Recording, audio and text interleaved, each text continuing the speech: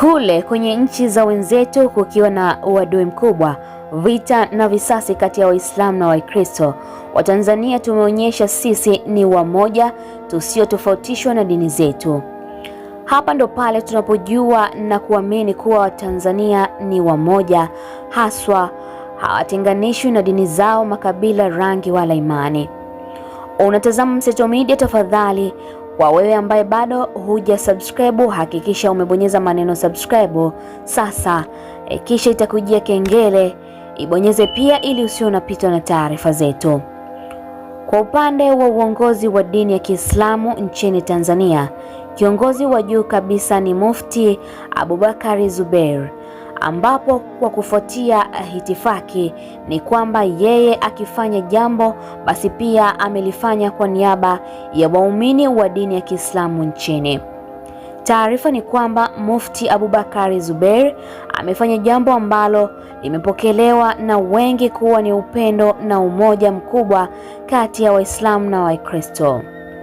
Na hii ni baada ya mufti huyo kufika katika kanisa Katoliki Posta jijini Dar es Salaam kuhani na kutoa pole kwa kanisa hilo kufuatia msiba mkubwa waliopata wa kufariki dunia kwa aliyekuwa kardinali na askofu mkuu wa jimbo la Dar es Salaam Polycarp Pengo.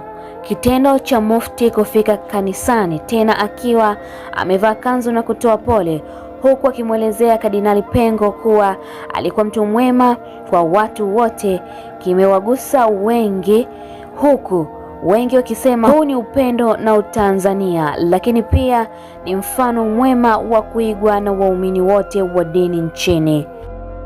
Ni mzee wetu kwanza ambaye tumeshinda vizuri na kipindi cha Kishoto, na hata kipindi mimi nimeingia katika uongozi wa juu katika baraza kama mufti na shekhe mkuu wa Tanzania, tumeendelea kushirikiana vizuri na tulikuwa tukiweza kuzungumza masuala yenye maslahi na nchi, na alikuwa ni mshauri pia wa mambo mbalimbali, na ilikuwa ni mtu mkarimu mzuri. Ukizungumza naye kuna neno na faida ambayo utakuwa unaipata kutoka kwake. Kwa hiyo tunaweza tukasema tumeondokewa na mtu muhimu sana katika nchi. Wengi hawakudhani kama mufti angeweza fika kanisani kutoa pole kutokana na imani hizi za dini mbili kuwa tofauti. Tunaendelea kumwombea Kardinali Pengo alazwe pema, lakini pia tunampongeza mufti kwa hili kubwa alilofanya. Hii ni Mseto Media na mimi ni Queen Ray.